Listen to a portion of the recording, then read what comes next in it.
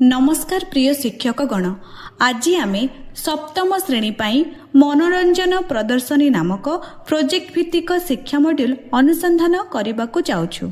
एही प्रोजेक्ट माध्यम छात्र छात्री माने एही अग्रणी प्रश्नर अनुसंधान करिवे। आमे किपरि एक इवेंट डिजाइन करि परिबा जहा शिक्षण को मजालिया एवं अर्थपूर्ण करिवो।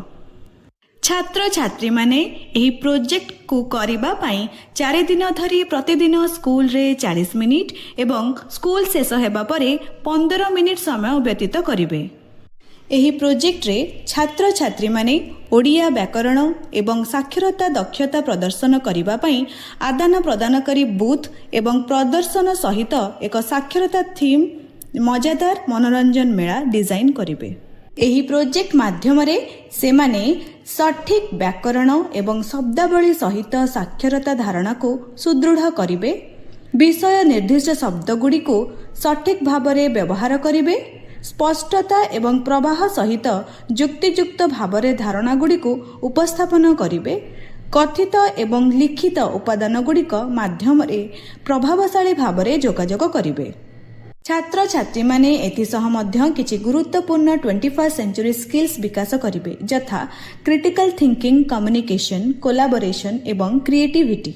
एही प्रोजेक्ट करिबा पई आपण माननकु निम्नलिखित सामग्री आवश्यक हेबो: कागज, कलम बा पेंसिल, चार्ट पेपर, स्केच बा क्रेयन्स। आसंतु एबे आमे एही 4 दिन रे प्रोजेक्ट रे कोन घटिबो ताहा बुझिबा। प्रथम दिन रे छात्र छात्री माने मनोरंजन मेलार विषय वस्तु एवं कार्यकलाप उपरे विचार विमर्श करिवे। सेमाने सेमानंक शिक्षण को कौन आनंददायक करिथाए ताहा उपरे आलोचना करिवे एवं ओडिया साक्षरता दक्षता प्रदर्शन करुथिबा इंटरैक्टिव बूथ एवं प्रदर्शन किपरि डिजाइन करिवे ताहा अनुसंधान करिवे।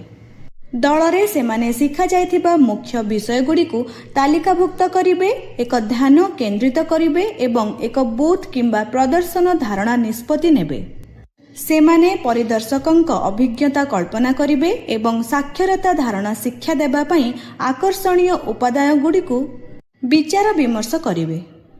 शेषरे छात्र छात्री माने प्रोजेक्ट रे सेमानंकर अवदान उपरे प्रतिफलन करिवे एवं एक सृजनशील एवं अर्थपूर्ण कार्यक्रम सुनिश्चित करिबा पई धारणा शेयर करिवे। द्वितीय दिन रे छात्र छात्री माने साक्षरता विषय गुड़ी को एकीकृत करी सेमानंकर बूथ एवं प्रदर्शन डिजाइन करिवे। सेमाने तांको स्मरणीय मेला अभिज्ञता गुड़ी को मने पकाई एवं सेमानंकर कार्यक्रम को किपरि आकर्षणीय करिवे ताहा आलोचना करी दिन आरंभ करिवे। दलरे सेमाने सामग्री योजना करिवे, कार्यकलाप गठन करिवे, भूमिका नियुक्त करिवे एवं चैलेंज गुड़ी को चिन्हट करिवे। सेमाने तापरे सहकर्मीଙ୍କ मतामत पई अन्य एक दल सहित सेमानकर धारणा शेयर करिवे। स्पष्टता, नियोजितता एवं साक्षरता समन्वय उपरे ध्यान देबे। मतामत उपरे धारणा करी सेमाने सेमानकर डिजाइन गुडी को गृह कार्य भाबरे परिमार्जित करिवे। तृतीय दिन रे छात्र छात्री माने सेमानकर बूथ एवं प्रदर्शन को अभ्यास, समीक्षा एवं चूड़ांत करिवे।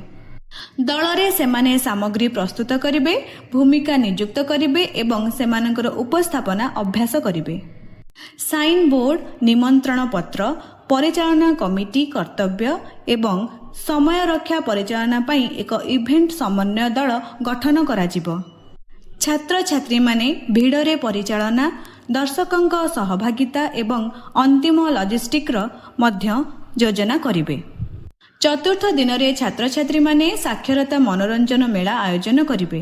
सेमाने बूथ एवं प्रदर्शन स्थापन करिवे, निश्चित करिवे जे समस्त सामग्री प्रस्तुत अछि। इवेंट समन्वय दल गुडी को सेमानंकर निर्धारित क्षेत्र को मार्गदर्शन करिवे। छात्र छात्री माने एवं शिक्षकंक समेत परिदर्शक माने पारस्परिक बूथ रे अंशग्रहण करिवे एवं प्रदर्शन उपभोग करिवे। कार्यक्रम परे छात्र छात्री माने सेमानंकर शिक्षा सम्मुखीन होइथिबा चैलेंज एवं उन्नति पाई क्षेत्र गुड़िक उपरे चिंतन करिवे। आपणक छात्र छात्री मानकर शिक्षण स्तर उपरे आधार करी आपण पाठ्य योजना को सजाड़ी पारंती। पाठ्य योजनार ବିଭିନ୍ନ ଟିପ୍ସ, ଅତିରିକ୍ତ କାର୍ଯ୍ୟକଳାପ ଏବଂ ସରଳୀକରଣ ପାଇଁ ପରିବର୍ତ୍ତନ ବିଭାଗଗୁଡ଼ିକୁ ଅନୁସରଣ କରନ୍ତୁ। ସୃଜନଶୀଳ ହୁଅନ୍ତୁ, କିନ୍ତୁ ନିଶ୍ଚିତ କରନ୍ତୁ ଯେ ସମସ୍ତ ତାଲିକାଭୁକ୍ତ କାର୍ଯ୍ୟକଳାପକୁ ଅନୁସରଣ କରି ପ୍ରୋଜେକ୍ଟର ଆଭିମୁଖ୍ୟ ଅକ୍ଷୁଣ୍ଣ ରହିବ, ଯେହେତୁ ଏହା ପରସ୍ପର ସହିତ ସଂଯୋଗରେ ନିର୍ମାଣ ହେଉଛି। ପ୍ରୋଜେକ୍ଟ ସମାପ୍ତ ହେବା ପରେ ପ୍ରଦର୍ଶନ କରୁଥିବା ସମୟର ଛାତ୍ରଛାତ୍ରୀମାନଙ୍କ ଫଟୋ ସଂଗ୍ରହ କରନ୍ତୁ ଏବଂ ସପ୍ତାହର ଶେଷରେ ଦିଆଯାଇଥିବା ଗୁଗଲ ଫର୍ମରେ ଅପଲୋଡ୍ କରନ୍ତୁ। ଆମର ହ୍ୱାଟ୍ସଆପ୍ ଗ୍ରୁପରେ ମଧ୍ୟ ଛାତ୍ରଛାତ୍ରୀମାନଙ୍କ ପ୍ରେରଣାଦାୟକ ଏବଂ ଜୀବନ୍ତ ଫଟୋ ଦେବାକୁ ଭୁଲନ୍ତୁ ନାହିଁ। ଆପଣଙ୍କ ଛାତ୍ରଛାତ୍ରୀମାନଙ୍କୁ ବିକଶିତ ହେଉଥିବାର ଦେଖି ଆମେ ଉତ୍ସାହିତ।